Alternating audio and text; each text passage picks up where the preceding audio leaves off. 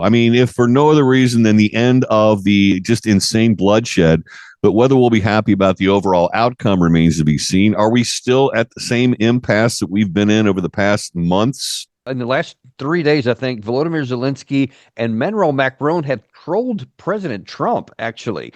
And they said, hey, you promised that I would be meaning Zelensky would be meeting with Putin within 2 weeks, or there would be consequences. And that 2 week, according to both of them anyway, their timeline expired yesterday on September the 1st. And they're going, okay, where's the meeting? And if since there's no meeting, where's the consequences? Which is pretty amazing, really, to think that they're publicly calling out Trump, who, I mean, we got to be honest, his deadlines have not meant anything in this Russia-Ukraine war going back to the first 24 hours of his term, Right. et cetera.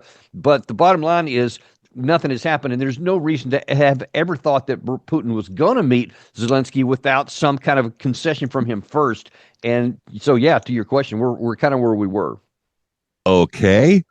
The line in the sand has obviously been crossed. The meeting didn't happen. So is this these additional sanctions I keep hearing about that are always been rumbling in the background? And every time we talk about additional sanctions on Russia, we always hear that no, Russia's not going to be harmed by that. They got a workaround. Nobody's going to stop buying Russian oil. There's nothing we can do about it. I mean, what is coming? What was the trigger? Okay, if that was the no meeting is the trigger, what is that trigger, Daniel Yeah, David? what it was supposed to have triggered, according to Lindsey Graham and Senator Blumenthal, who came up with this package, what they call bone crushing sanctions that were gonna, because it included secondary tariffs on countries who did business with Russia, and they specifically named China, India, and Brazil. And of course, as you may know, on August 27th, the tariffs did go into effect on India. 50% tariffs, and which has really made them angry. And I'm telling you, the timing couldn't have been worse for us because the last couple of days, and I think even still some today, there's the Shanghai Cooperation Organization meeting.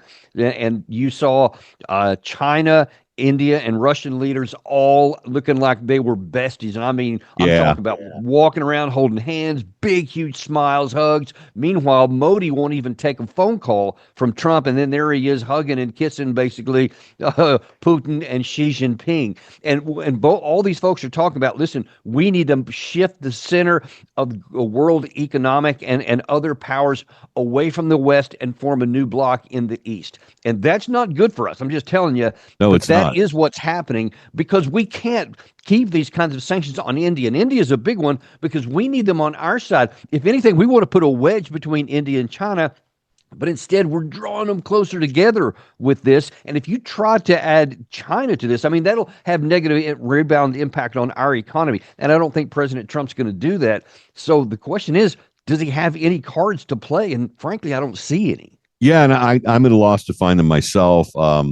But yeah, I'm glad you brought up the whole Modi, Xi Jinping, Vladimir Putin meeting because for years and I mean forever, so in my lifetime, China has not had a healthy relationship with the former Soviet Union and Russia. They kind of are like on opposite sides of the same political perspective, but both of them wanted to have dominant economic power, and they viewed each other as opposing forces in that regard. And there's India growing by leaps and bounds over the past several decades. Population's increasing, their economy's getting better. They've been a trading partner with us. But if you drive those three together, you have a consolidated continent right there. I mean, Right. that is a real economic problem for us, most notably given if you look at the trade imbalance between us and those countries. They have an upper hand over us in many areas, Daniel. And yet you're talking like 2.5 or something like that billion people.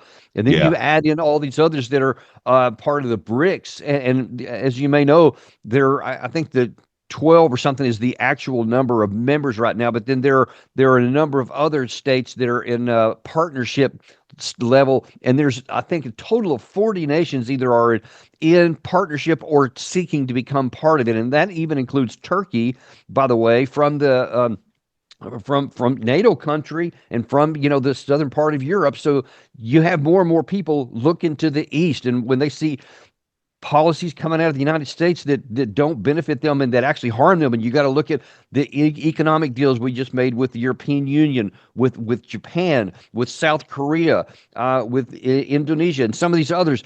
They're bad for them they're good for us on paper, but the more we have these kinds of coercive measures on even our friends, more people are looking to the east. And I'm telling you, that's not good for us, and we're going to have to do something to change that. No, we already been able to have. We've always been able to have the bully pulpit. We had the dominant fiat currency, the global default currency. But in this world of free flow of information and coordinated anti-American activity, a lot of folks out in the world kind of felt we were the bullies on the block. We always got what we want because of our mighty economy. If you can put all those countries together and collectively form some alternative to the United States' individual economic might, because Lord knows the European Union isn't going in the right direction in terms of their economy. I Right. mean, this is, I hate to use the phrase existential threat, but we're kind of getting into that territory. Well, it is, and and historically, I mean, people have been saying that, about us for a lot of the time, but the realities were that it was a beneficial thing for many other countries to be part of the Right. United States in our orbit because we made it so. We made it a win-win kind of situation. But now then we're kind of going into we win, you lose. And then we're trying to compel compliance from other people where it's also we win, you lose. And people are, I'm telling you, even our friends are getting tired of this. And I've talked to some diplomats from countries that are friendly to us here in Washington, D.C., and they are getting tired of it behind the scenes, even though they're not saying anything publicly. And it's just bad for us the direction we're going in. And it's great to say peace through strength and all that. Then there's a place for that, but there's also a place for we need to join with us because we have a good reason for you to do so. By lead by example, etc. But right now we're just not providing that, and we got to change it, or we're going to be in a real world of hurt. Then it's going to be hard, if even possible, to reverse it if it goes too far. Yes. I'm sitting here just contemplating this. It was my dream that someday we might put down our former differences, the old Soviet Union versus the United States, evil communism versus the benefits of capitalism. That's not Russia anymore. That if we could just sort of ignore the Russia Ukraine situation for a moment and its implications, I don't understand why we just haven't decided to more, embrace Russia more as a legitimate trading partner, which would put down some of our, war aspirations. I mean, am I just being naive and thinking that is a legitimate, achievable goal at some point? I mean, not with No, China. no. I see. I think it's even more. That's one of the things that's puzzled me because when in some of Trump and Putin's direct conversations, they have specifically talked about business. The last meeting included business leaders on both sides, not just military folks or diplomats. And they're talking about things that they're going to do after the war, and I cheered that on. That's exactly what we should be doing. But that's why it is critical, maybe even vital, that we get this war ended and get back to something close to normalized relations with Russia, because it's in our interest to do so.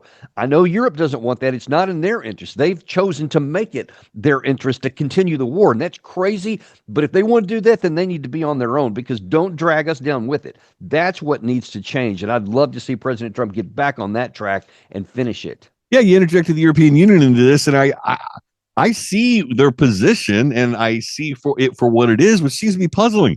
I mean, normalized relations with Russia would benefit the European Union if for no other reason they could sort of, with a straight face, buy all that inexpensive natural gas that they need to keep their damn economy going on since they went full windmill.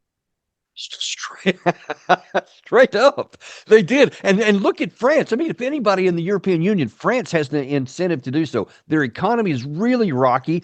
They're facing a political upheaval right now, to where they're facing a vote of no confidence, and then yet you have Macron telling his hospitals in his country to be ready for a major war next year in 2026. They told their hospitals be ready to handle up to 50,000 casualties at one time next year. What signal does that send to Russia about anybody talking about peace? You're talking about getting ready for a war. How's that helping anyone? Well, and if you read about the current situation with France's finances, they're calling them the Italy of old. I mean, Italy was struggling mightily for years and years and years, and they had to go through some massive austerity measures to to right their ship, which they have. France, it's a Charlie Foxtrot, man. I'm so sorry. Full windmill. You got me there with that one. That was good. I thought you might like that. Hey, real quick, I just have to, before we part company, Daniel Davis, Israel Army is struggling to get reservists to show up. Wall Street Journal article from this morning. I thought that was a rather interesting development. They're calling up the reservists, but they're having they having a difficult time getting them to show up for duty. Maybe the Israeli population is a little tired of the conflict in Gaza themselves. Listen, that's what I was talking about. I think last time we were on your Yeah, show, and is why the chief of staff of the Israeli Defense Forces was saying, "Don't go back into Gaza. Let's get a ceasefire and get this deal off the table. We need to breathe." And instead, the political leadership said, "Nope, we're going to go ahead and do it," and that's what they've done. So the military, they salute and go out, but then there's consequences whether you want it to be or not. And this war, the Israeli Defense Forces was never designed to have a long, sustained war. They were only designed to have short, high intensity, and then over conflicts. And that's what their whole history since 1947 had been. I think a month was the longest that anything had gone. And now here we're closing in on 2 years with no end in sight. And the system is just not designed for that. And because these reservists, they're not, 300,000 active troops. They're supposed to have other lives. And now then their lives are crumbling. Businesses are failing, et cetera. And they're just tired of going on to war, what they'd never signed up for. So they're going to have to make some changes politically, whether they want to or not, or they're not going to have a military to wield.